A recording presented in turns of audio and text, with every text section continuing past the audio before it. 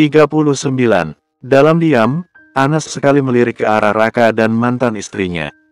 Walau dia sedang bercanda dengan Chelsea tapi tak bisa berbohong jika pikirannya hanya tertuju pada wanita itu. Ana melihat Kartika yang mengejar calon suaminya itu. Dan pemandangan yang ada di hadapannya saat ini sangat menyesakan. Kartika dengan erat memeluk pinggang pria itu dari belakang. Ya, Tuhan, aku baru saja ingin menyembuhkan trauma dan luka karena pengkhianatan mantan kekasihku. Apakah aku akan kembali terluka untuk kedua kalinya? Apakah aku akan batal nikah lagi? Jika memang aku tak jadi menikah dengan Mas Raka, mungkin aku tak akan menikah untuk selamanya.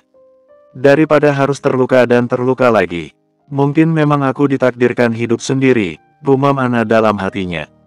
Baru saja dia membuka hatinya dan bunga itu baru saja akan tumbuh, tapi apakah harus kembali layu? Tanpa gadis itu bisa menahan, air mata jatuh membasahi pipinya. Chelsea yang sedang bermain tablet, menatap Ana dengan heran. Dia lalu berdiri dan mendekati wajah gadis itu. Mami menangis. Siapa yang jahat? Atau Mami sakit? Tanya Chelsea. Dia lalu menghapus air mata di pipi gadis itu. Ana memeluknya. Mami tak menangis, sayang. Tadi mata Mami masuk debu. Jadi perih, jawab Ana berbohong. Kalau ada yang jahat sama Mami, bilang sama aku, biar kupukul, ucap Chelsea dengan antusias. Mendengar ucapan bocah itu, Ana jadi terharu dan memeluk Chelsea dengan erat. Bocah inilah salah satu alasan aku langsung menerima lamaran Mas Raka. Seandainya kami batal nikah, aku pasti akan sangat kehilangannya, gumam Ana dalam hati. Tak jauh dari mereka, tampak Raka melepaskan pelukan Kartika. Dia berbalik dan menatap wajah mantannya itu dengan tatapan mematikan. Sepertinya tak terima dengan sikap wanita itu. Jaga sikapmu, kita sudah tak ada hubungan apapun. Aku tak mau nanti calon istriku jadi cemburu dan sakit hati, ucap Raka dengan penuh penekanan. Raka, cobalah kamu pikirkan lagi keputusan kamu untuk menikah lagi. Aku yakin kamu masih ada rasa denganku.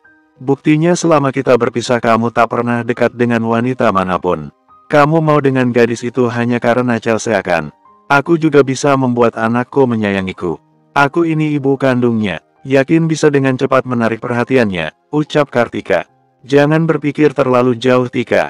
Jika selama ini aku tak pernah dekat dengan wanita, karena aku sedang memilih mana yang tepat untuk mendampingiku. Aku tak mau salah pilih lagi. Dan saat aku bertemu Ana, langsung yakin jika dialah yang tepat sebagai pendampingku. Dan aku makin yakin saat Chelsea yang langsung dekat dengannya. Seru Raka, kalau kamu memang ingin menikah lagi, aku minta hak asuh Chelsea. Aku tak mau anakku dibesarkan ibu tiri. Aku tak mau anakku jadi korban kekerasan. Raka tertawa mendengar ucapan mantan istrinya. Dia jadi teringat saat mereka dulu masih bersama. Tak ada rasa peduli wanita itu pada sang putri. Dia hanya sebagai sarana hamil dan melahirkan, setelah itu dijaga dan dirawat pengasuh. Dia seolah tak pernah mengharapkan kehadiran sang buah hati. Justru aku takut dia tinggal bersamamu. Saat bayi saja, kau abaikan apalagi setelah besar. Kau bukan istri dan ibu yang baik, jadi jangan pura-pura baik dan merasa korban, karena justru kau pelakunya. Seru Raka. Kembali pria itu berjalan meninggalkan mantan istrinya. Kali ini Raka berjalan cepat dan langsung masuk ke mobil. Baru saja akan menjalankan mobil, kembali Kartika menghalangi.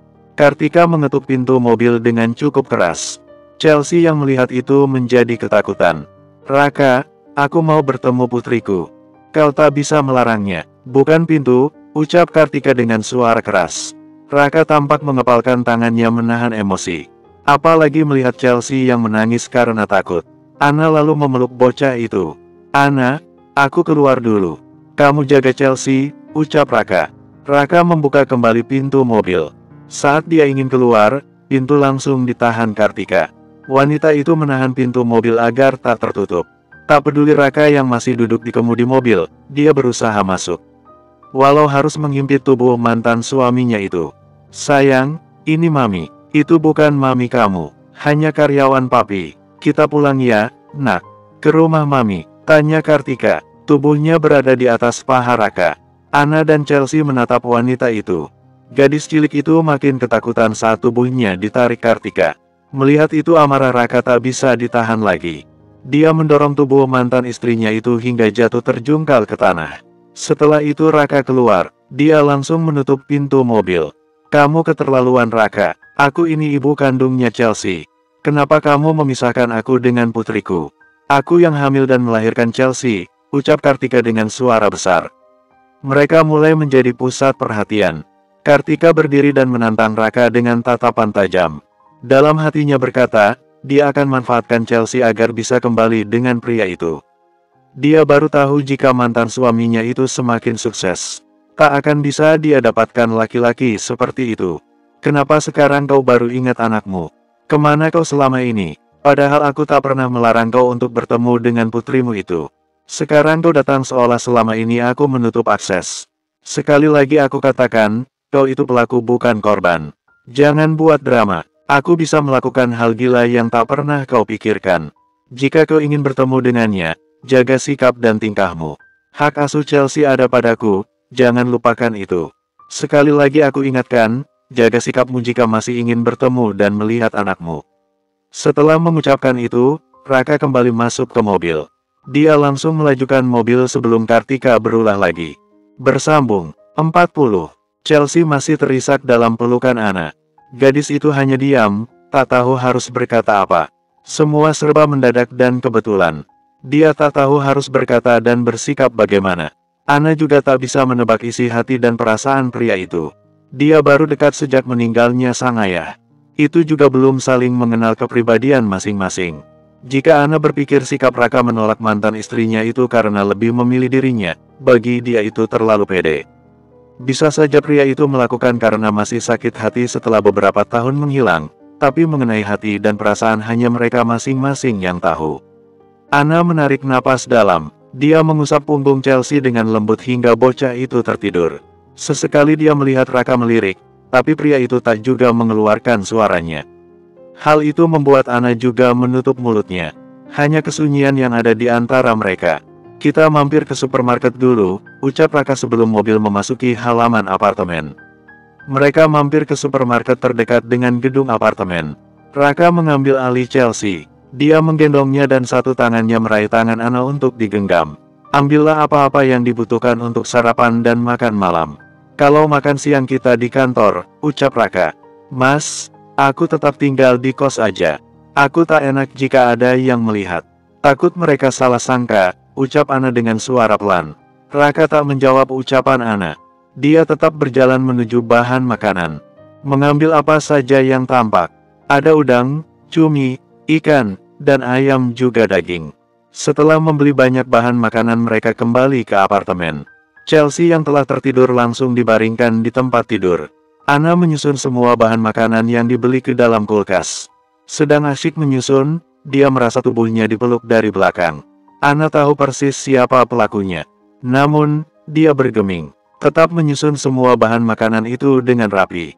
Anna melepaskan pelukan Raka dan berjalan menuju dapur. Pikirannya kacau. Apakah akan melanjutkan atau membatalkan pernikahan ini? Jika dilanjutkan, takutnya mantan istri terus mengganggu. Anna, maafkan aku. Kamu tak nyaman ya dengan kehadiran Kartika? Tanya Raka. Dia kembali memeluk pinggang gadis itu. Anna menghentikan kegiatannya yang sedang membersihkan dapur. Dia membalikan badannya menghadap sang kekasih. Mas, sebelum kita terlanjur melangkah lebih jauh, coba pikirkan lagi semua rencana pernikahan kita. Tanyakan pada hatimu, apakah masih ada Mbak Kartika? Aku tak mau memulai hubungan dengan seseorang yang belum usai dengan masa lalunya. Aku pernah gagal menikah, dan tak ingin itu terulang kembali. Jika yang pertama saja sakitnya hingga menusuk jantung, apalagi nanti yang kedua, ucap Anna dengan suara sendu. Raka memandangi wajah wanita yang dia cintai itu dengan tatapan mesra dan tersenyum. Tanpa Anna duga, dia menggendong gadis itu dan mendudukkan di wastafel. Raka merapatkan tubuhnya ke gadis itu. Dia berdiri di antara kedua paha Anna, membuatnya malu dengan wajah memerah. Aku bukan pria bodoh yang mau jatuh ke lubang yang sama. Kalau nanti aku bertemu, itu juga pasti hanya karena Chelsea dan aku pastikan akan bertemu dengannya bersama istriku yang cantik ini. Kalau kamu takut, aku akan buat surat perjanjian. Jika suatu hari aku kembali dengannya, seluruh hartaku menjadi milikmu. Ucap Raka. Raka memeluk pinggang gadis itu dengan erat. Dia lalu mendekati wajahnya. Dia pikir Anna akan malu seperti biasanya, tapi ternyata gadis itu menangis. Air mata jatuh membasahi pipinya. Pria itu menjadi gugup, tak tahu harus melakukan apa. "Kenapa kamu menangis?" tanya Raka dengan suara pelan. "Aku takut, Mas," ucap Ana di sela tangisnya. "Apa yang kamu takutkan?" Raka balik bertanya. "Aku takut akan batal nikah lagi. Apa ada sikap dan perbuatanku yang menyakiti hati seseorang sehingga untuk meraih kebahagiaan aku harus menghadapi banyak cobaan? Kenapa aku belum ditakdirkan bahagia?" jawab Ana dengan terbata karena menangis. "Sayang, percayalah padaku, kali ini pernikahanmu akan berlanjut hingga ke pelaminan. Tak akan ada pembatalan pernikahan. Kalau kamu takut aku berubah pikiran, besok kita menikah secara siri dulu. Dan itu lebih baik agar kita tak ada penghalang buat bersama lagi di apartemen ini. Atau malam ini kita langsung menikah siri." "Tunggu sebentar, aku minta Kevin mencarikan ustadz yang bisa menikahkan kita," ucap Raka. Raka lalu melepaskan pelukannya. Dia menghubungi Kevin dan meminta pria itu untuk mencari pak penghulu atau ustadz untuk pernikahan sirinya. Kevin langsung menggelengkan kepala mendengar perintah atasannya. Beruntung dia cepat membuang jauh perasaannya pada Ana sehingga saat ini bisa berbesar hati mendengar Raka yang ingin menikahi Ana. "Segera carikan orang yang bisa menikahkan aku dan Ana malam ini juga. Kirim alamatnya biar aku dan Ana langsung menuju ke alamat," ucap Raka. "Sekarang menikahnya, Pak?" tanya Kevin dengan raut wajah terkejut. "Ya, sekarang. Aku dan Ana mau mandi. Setelah kami rapi, jangan lupa kirimkan alamatnya," perintah Raka dengan suara penuh penekanan. "Baik, Pak. Akan aku kirim alamatnya setengah jam lagi," seru Kevin. Kevin ingat seorang temannya yang memiliki seorang abang berstatus sebagai ustadz dan juga penghulu. Dia bisa meminta tolong padanya, sehingga dia yakin bisa memberikan alamat dalam waktu setengah jam. Setelah menghubungi Kevin, Raka kembali ke dapur. Dia melihat Ana telah turun dari wastafel. Gadis itu sedang mempersiapkan bahan makanan untuk makan malam. "Apa yang mau kamu lakukan?" tanya Raka melihat gadis itu menyiapkan ayam. "Mau masak buat makan malam," jawab Ana. "Kita makan malam di luar. Sekarang kamu siap-siap dengan gaun yang tercantik. Kita akan menikah," ujar Raka. "Apa?" tanya Ana terkejut. "Bersambung."